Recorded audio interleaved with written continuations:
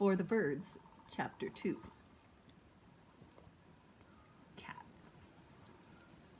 Samantha picked herself up, balancing on her new legs, and looked around at her with her quick bird eyes. Her heart was beating quickly, as birds' hearts do. She was alert to every danger. Every bush, every shadow might conceal an enemy. Everything was so much bigger. The trees were immense, and the flowers were way over her head. She could see details she never would have noticed before. For instance, a big, shiny beetle was crawling in the grass near her feet.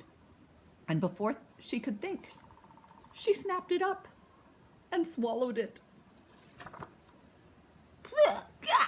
I just ate a beetle," she sputtered. "Good," said Phoebe Merganser. "Have another. Follow it up with a few grubs, maybe some worms and some caterpillars." "Not on your life," said Samantha indignantly. "I wouldn't be caught dead eating those things." Although she had a body of a bird, she still had her own brain, and the idea of eating worms did not appeal to her. She was getting hungry. She could use a bowl of Cheerios and milk right now. "Well, dead is what you'll be if you don't keep eating," said Phoebe Merganser cheerfully. "Birds burn up energy at a great rate. If they don't eat constantly, they'll die of starvation. That's why birds such as flycatchers, swallows, and martins are such a great help in keeping down mosquitoes and other pests." "Couldn't I start on something a little less wiggly?" asked Samantha. "Since you're a scarlet tanager," she said, "and scarlet tanagers are omnivorous, that means they can eat just about every food. I would suggest trying a few seeds and dried berries from the bird feeder tray over there," said Phoebe Merganser. Samantha followed her advice. Getting up to the bird feeder was hard. She didn't have control of her wings yet, so she floundered up onto a low tree branch and then a higher one, and made a jump down onto the feeder. But she made it eventually. She found she could crack seeds with her beak and swallow them easily. Beside the bird feeder was a fountain. Water ran down over some rocks and into a shallow basin. Several birds, like chickadees, housefinches, were bathing in the fountain, splashing the water all over their backs and fluffing up their feathers. They were cheeping with pleasure, just like small children squealing in a wading pool. It looked so delightful that Samantha thought she'd try too. She fluttered down from the bird feeder, but lost control of her glide and made a heavy splash landing.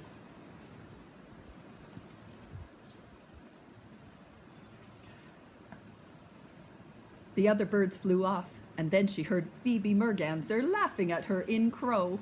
Samantha stood up in the water, smoldering. But now she was here, she might as well have a bath anyway. She splashed herself all over and finished with a few sips from the basin. "First time I ever drank my bath water," she said. Now she was hungry again. Below on the ground was the fattest looking worm she had ever seen, and to her it was delicious looking. This was the first time she'd ever thought of a worm as delicious looking in any way. Look at all that protein stuffed into one handy dinner-shaped package, she thought.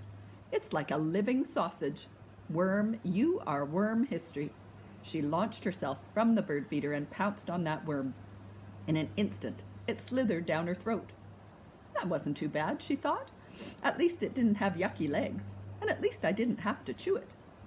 She was getting ready to eat another one when movement from the side made her turn her head just in time.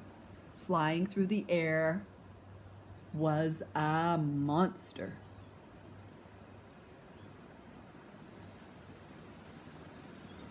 It had fiery yellow eyes. It had huge, sharp claws and a mouthful of fang-like teeth. It was covered all over with horrible, bristly fur. "Yikes, yikes, yikes!" she screamed. She leapt backwards and took off. She was in the air and flying before she knew it. She landed on a low, handy branch to scold. "Cat, cat, cat!" she yelled, warning any other bird within hearing distance. Then she peered more closely. The cat was her own warm, cuddly pussycat, Furball. But Furball looked quite different now and a lot more sinister now that Samantha was a bird. Furball, you stupid turkey, she said. I was almost your lunch. Don't you recognize me? And anyway, you've already had your disgusting, mushy, gourmet cat food today. I dished it out myself.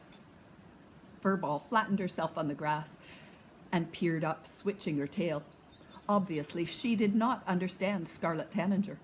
But then, she'd never been very good at human either. Phoebe Merganser flew down to perch on a nearby branch. Narrow escape, she remarked.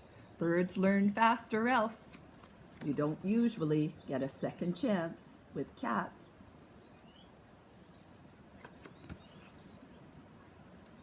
Why do those vicious killers roam around free? Samantha complained. All they do is yowl at night, make cat bathrooms in the flower beds, and kill us birds.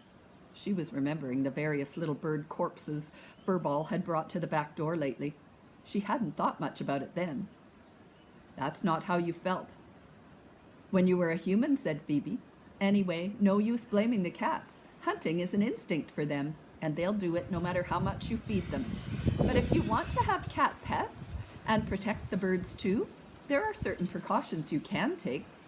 Such as, said Samantha. Well, keep them inside at dawn and at dusk when the birds feed on the ground and the light is dim, especially at nesting time and migration time when young birds are leaving the nest and learning to fly. Put a cat-proof collar around the trunks of trees so that the cats can't get up to the nest, and have your bird feeder in the open with perching trees around, but without bushes nearby where cats could sneak up and hide. Try a bell on the collar of your cat. And if you're really ambitious, you can make a cat-proof fence. That would be all very well, grumbled Samantha, if I were a human being. But I'm stuck in this bird brain body now. How am I going to get back to normal? And what is my mum going to say when I am not home for lunch?